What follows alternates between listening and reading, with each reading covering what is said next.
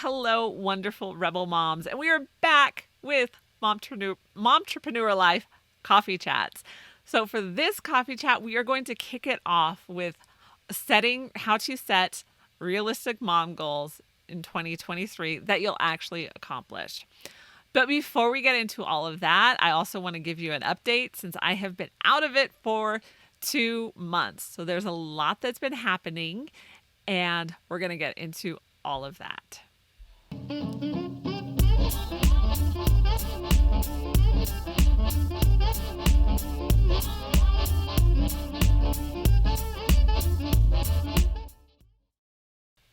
Hey, Mom. So welcome back to the Life Unboxed Podcast. I'm Jody the mom, and this is a place where we talk about all things momtrepreneur, from raising your kids to running a business and keeping your sanity, which has been a struggle the last 2 months.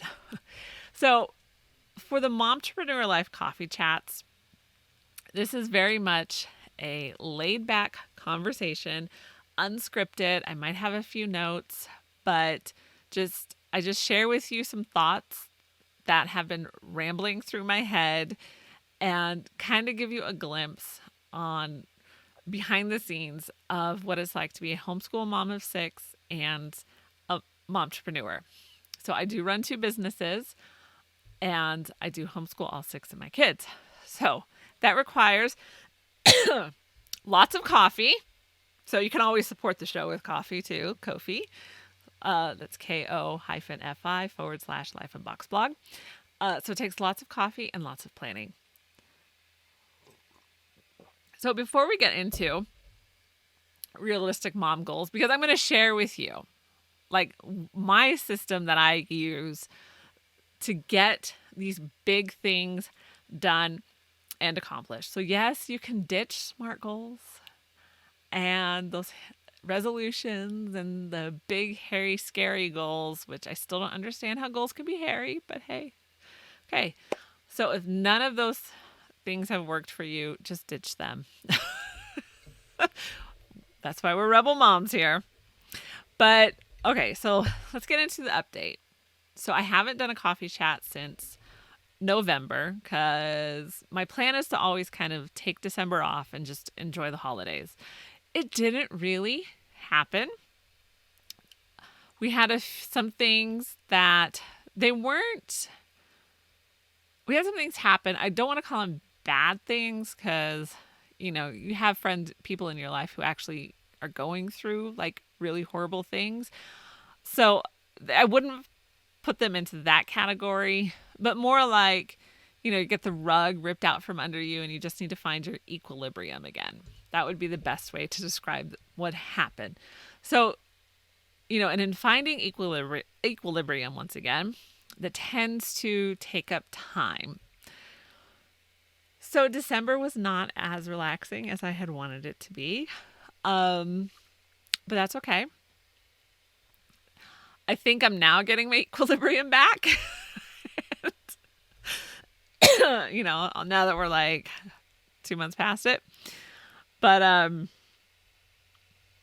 yeah, so we're back in the school routine. I did a homeschool mom summit at the end of January. So that popped up and I'm like, sure, let's jump in on that. So we had that. I had someone contact me to ask them to write for their blog. So, me being the overachiever that I am, I decided to write a post that I hadn't necessarily fleshed out, but it was something that had been on my mind. So kind of like I had the hypothesis and I still needed to do the research for the hypothesis.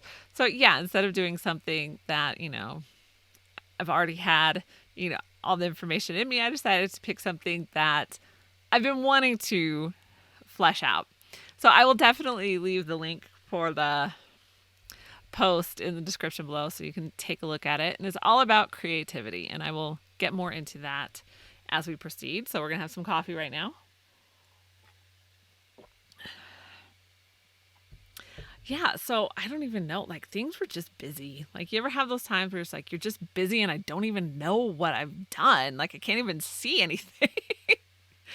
So anyway, but I'm also changing things up with the shows and how instead of doing like 2 a week, because I am starting my 3rd year of blogging, and the first 2 years were really all about churning out content and getting content out so that there was something that you could actually sink your teeth into. I did not want to give fluff because I hate fluff. So I wanted to give lots of information, and I've done that. So at this point, I'm going to kind of scale back the amount that I'm producing. So instead of doing like 2 shows a week, we're just going to go to 1. And so I'll alternate between doing a coffee chat and doing one of the regular shows that I put together. So they'll still be coming. They'll just be at a slower pace that I think will be more manageable for me. So, all right, so let's talk about goals. Because, well, there's a couple things. And I did write some notes, and they're not in order. They were just my random thoughts. So if I'm jumping around a lot, that's why. I don't actually start my goals until February. I don't try to plan them in December. And that's why January, if you've been keeping up with the podcast or on the website, you will see that it's been all about goals and realistic goals, how to do plan realistic goals for moms. And these aren't like we're just planning little tiny things. No, this is so that you can get these big things done in the margins of your life.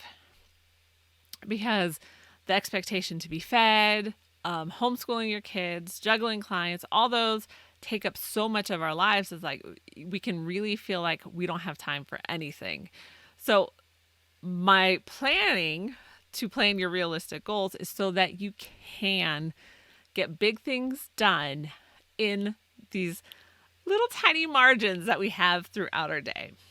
So January, I really think through what I want to accomplish for this next year.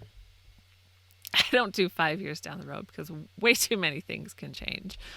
So we just do 1 year at a time. And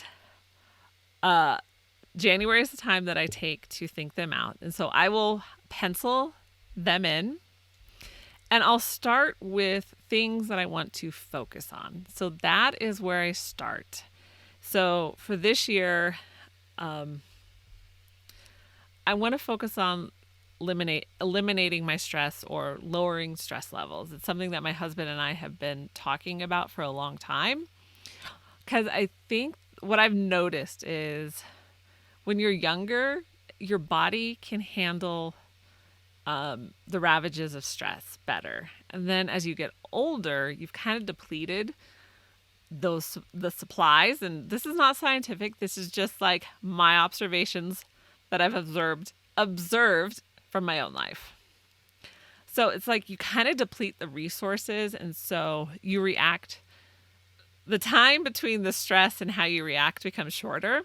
And the things that you react to as stressful also become more because you don't have the resources to do it. So we've been really talking about like how can we actually de-stress, because we know stress causes all of these problems in your body, physically, mentally, spiritually, all of that. It causes so many problems that we need to get it under control better. So that is one thing I'm focusing on. The next thing, and this goes hand in hand, that I want to focus on is actually being creative. And this is the post that I wrote about because it's something that I think has been like looming in the back of my head for years now. I've never considered myself a creative person. I've always looked at myself as very much administrative, left brain, very analytical. But yet I enjoy art. I can sit and watch Bob Ross. I find it very relaxing. I like museums. I love teaching my art class when I do at co-op. So my husband will tell me, like, you have a closet creative that you've held hostage for so many years that's just dying to come out. And so, so along those lines, like, I want to I want to set my hostage free and be creative, not for the sake of making money or starting an Etsy store, but for the pleasure of my own enjoyment, because it is a leisure activity. And I list all these things. I'll definitely I'm going to have to post more on this, but I'll give you the taste now, dive deeper into the post I wrote, and I'll leave that link, in the description below. And then I think I'm going to probably have to go deeper too, because it's just something that's occupied my mind. And as moms, I don't think we give ourselves permission to just pursue something for the sheer enjoyment of it. So kind of like the pursuit of the futile. We don't give ourselves permission to do it, because if there's not a tangible benefit to it, then we're wasting our time. And we need to get over that, because there is a tangible there are benefits to leisure. They may not be a direct benefit, but they will affect so many areas of our lives that you may not be able to link this link and this link, but it'll extend down to the other links in your life. So creativity. And then on a practical side, I also want to improve my marketing because I have something in the works. So I just want to get better at that and get some bookkeeping certifications,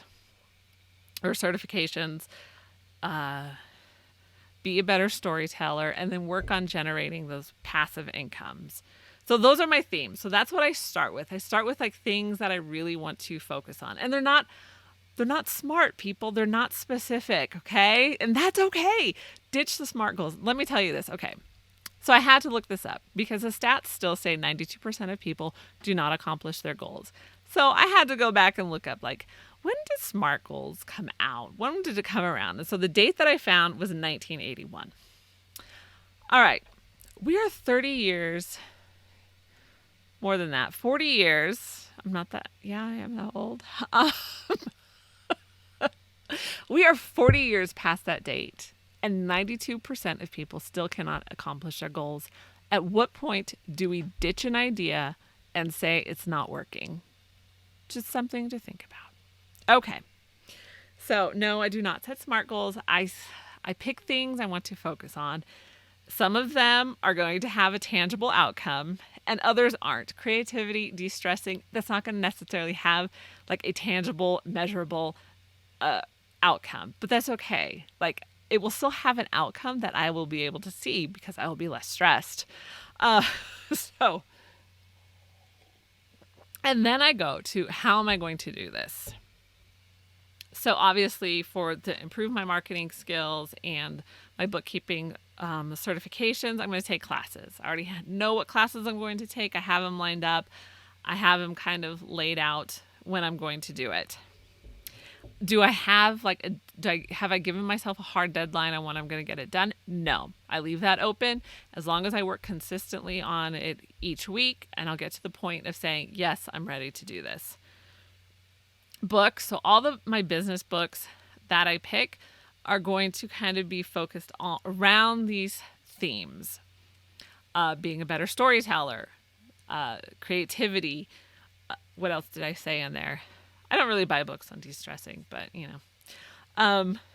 so any books for business are going to focus on that. And I also, as a side note, I really enjoy reading biographies. I enjoyed Lawrence Levy, To Pixar and Beyond. That was his book. I enjoyed reading that one. Ed Catmull's Creativity. I just finished a George Lucas biography, and just listening to these people, George Lucas just had some dogged persistence. And honestly, if you look at all the movies that he's put his name on or he's worked on, he's had more failures than he's had successes. His successes have just been astronomical, but if you were to line them up movie for movie, he's had more movie failures than he's had successes. And so just seeing it like that, we don't have to be successful at everything we do, because everything is going to be a learning experience. we just need to have a few successes to be successful. So anyway, so those are the books I'm looking at. So for creativity, it's actually going to be being creative, that actually doing things that are creative. And then of course I do want to create, I have some activity books that I want to put together to go along with my history timeline notebook that I created. So I'm going to be working on that. I have an idea for a co-op class, not necessarily to make money, but just to teach it. So I might work on that one. Okay, so after I pick my themes or my focus, and then I determine how I'm going to do those things, and that, again, that's classes I'm going to take, books I'm going to read, carving out time to be creative, all of those things. Then I list the habits that I want to do. So habits would be like work out 3 times a week, floss 3 times a week, because yes, that deserves a check mark when it is accomplished. And then also, so as I lay out my habits and the days that I'm going to work out, the days I'm going to floss my teeth, the days I'm going to, read my Bible, all those things, then I'll also fit in these other things like, okay, I'm going to take I'm going to do classes for KDB or bookkeeping on Monday. I'm going to do marketing on Tuesday. I'm going to do whatever on Wednesday. So I'll start dropping those in as well. So I'm creating a plan for the week that I can follow. So I assign days to those things that I want to accomplish. And then I just work at them consistently. So because that is the only way you're going to get anything done, is to work consistently. And I do that by, if I assign a day, then I'm guaranteeing that I'm going to do it on that day and that it will get worked on. Now, granted, things come up, appointments happen, weeks get busy, but that's okay. If I've created the plan to work consistently, then it's okay if I don't do it for a week or a day, or if I miss a day in the week. Now, when you consistently start missing days, then that's a problem, or you just need to adjust your expectations or adjust what you have scheduled that day. So even though I have, like, Monday is going to be bookkeeping classes or KDP classes, Tuesday is going to be marketing, Wednesday is going to be writing, Thursday I'm going to work on my course, I may have to change those. So I may have to shift the days that I work on those things because life happens. And that's okay. The important thing is that you are working consistently, even if it's just a little bit. So even if it ends up being some days I can spend 5 minutes on one of these things, I've done it. I've still worked on it, and it still counts. You can still put a check mark next to it, I promise. So I don't want to go too much longer because the coffee chats are supposed to be shorter, but we're catching up now. So this one's a little bit longer. But I do want to encourage you moms that it doesn't matter how busy you are. If there's things that you want to accomplish, you can still do. And you don't have to set up SMART goals. You don't have to do time blocking or anything like that. If none of that stuff has worked for you, then be a rebel mom and ditch it. Okay. But also give yourself permission to pursue the futile. So I've shared with you my creativity. I've let it out. I've kind of let the hostage crack the door a little bit and peek out. So what do you have that's kind of held hostage inside of you that you're going to let out, even if it's just to peek around the corner at first? We can start small. Tell me what it is. What is that futile thing that you're going to pursue just for your own enjoyment? And remember, you can find more momtrepreneur content at lifeunboxed.blog. Get in touch with me, and you can always support the show with coffee, and that's ko-fi.com/lifeunboxedblog. And I'm so glad we're back with the Momtrepreneur Life Coffee Chats, and I'm going to create another playlist for 2023, so be sure to check those out. And I will see you in the next show.